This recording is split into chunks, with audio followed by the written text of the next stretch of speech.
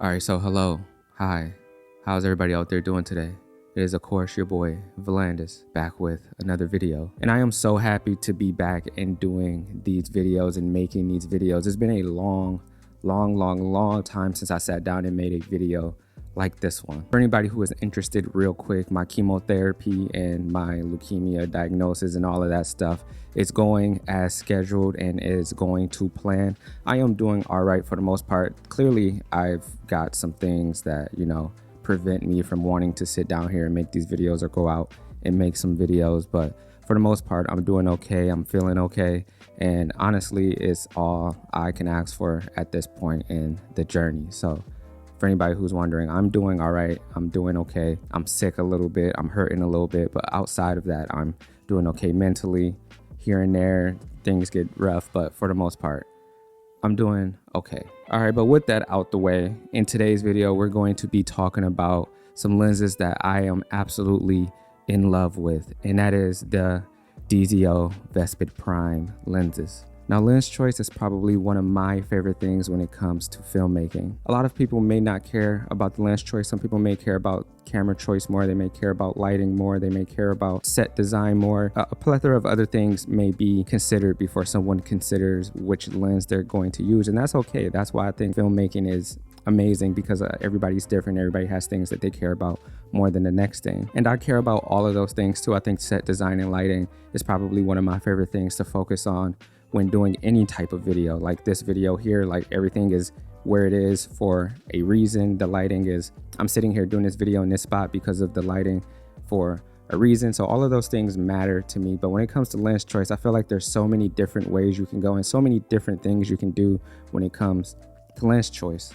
And before we get into it, no, DZO is not sponsoring this video. They didn't ask me to make this video. In fact, I bought these lenses with my own money. So anyway, yeah, the DZO Vespid Prime lenses. These are my favorite lenses of all time that I've ever used for anything video creating or filmmaking in general.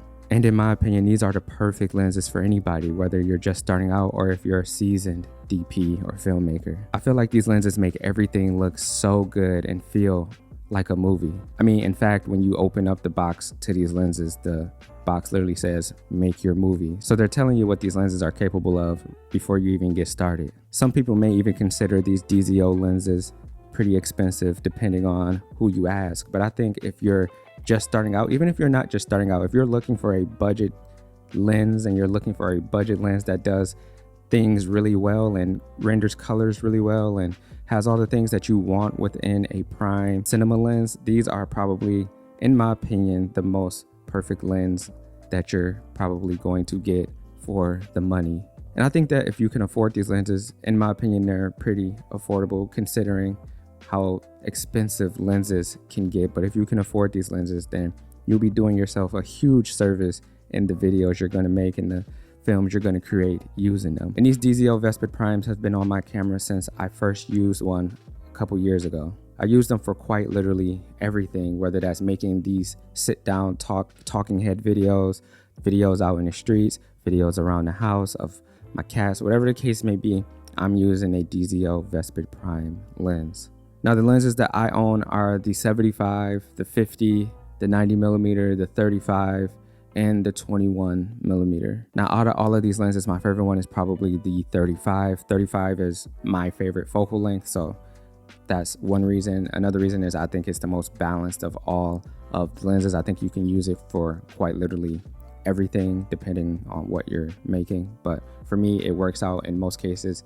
It was the only cinema lens that I had for the longest time. So it was the only lens that I was using for the longest time. And for what I was shooting, it worked out perfectly. Now, as far as the movie look or the cinematic look, I feel like these lenses capture that perfectly. But in my opinion, I feel like you can use any lens, and if you're using it with the intentions on making something cinematic or making something look like a movie, then it quite literally will look like that if those are your intentions and that's what you're going for. Now for me, and in my opinion, these lenses have a very kind of warmish, kind of vintagey kind of feel and vibe to them. I know people don't really like using the vintage word, but to me they have enough character that isn't like super clinical, super clean, and that feel that I don't necessarily go towards when I'm making my videos. I like my videos to feel kind of dirty. I like grain. I like imperfections. I like things that don't necessarily always make sense when you're filming something, or you want something to feel clean. I like the dirtiness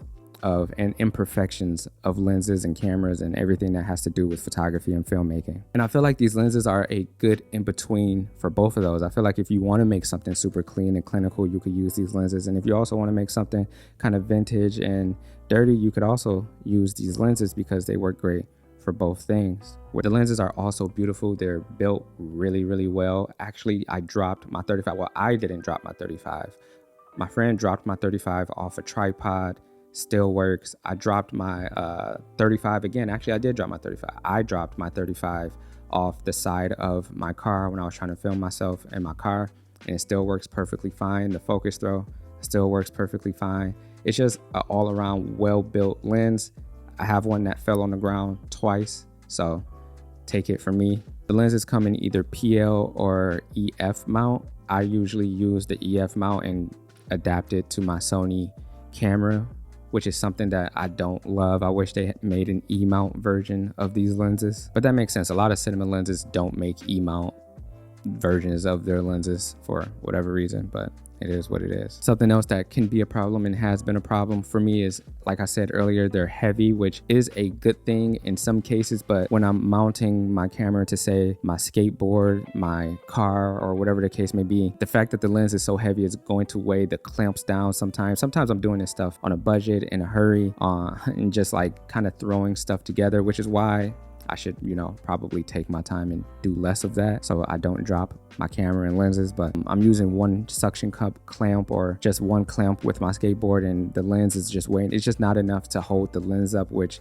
kind of weighs it down. But a lot of times I do budget-friendly filmmaking, which is what I'm all about. So I just try to make it work as much as I can. And for the most part, it works. But these lenses are heavy, so they do weigh down some rigs. But yeah, that's really all I have for this video. I'm honestly just super excited to sit down and talk to a camera again. I feel like I haven't done this in forever, and it's been kind of challenging, but I've honestly had a lot of fun sitting here just talking to the camera because I haven't done it in a long time and I want to get back to it. So I hope you guys enjoyed the video, got something out of it. If you are not subscribed to the channel, please do me a favor and hit that subscribe button. If you're already subscribed, I'm not talking to you because you already did what you had to do. So with that being said, we're going to get up out of here and we're going to go do some shit, man. You know the vibes. Let's get it. But also, before we get out of here, if you want to see more of me outside of filmmaking and photography and these type of videos, please go subscribe to DZOFILM. I'm transitioning that channel into just kind of a vlogish, kind of cinematic vlogish kind of channel to kind of talk about my experience with cancer and leukemia and just be a normal, regular kind of human being over there and just like show you guys me and not like this whole just like these type of videos where it's all about filmmaking and stuff like that. So if you want to go see more of that, please go over to DZOFILM and hit subscribe and tap in with your boy. So now, with that being said, we're going to get up out of here and go do some shit. You know the vibes. Let's get it.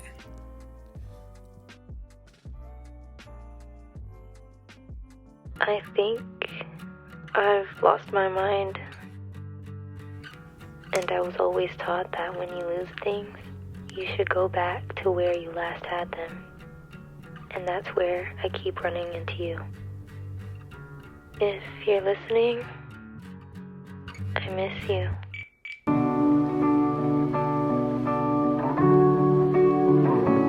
I never met him. Our paths never crossed.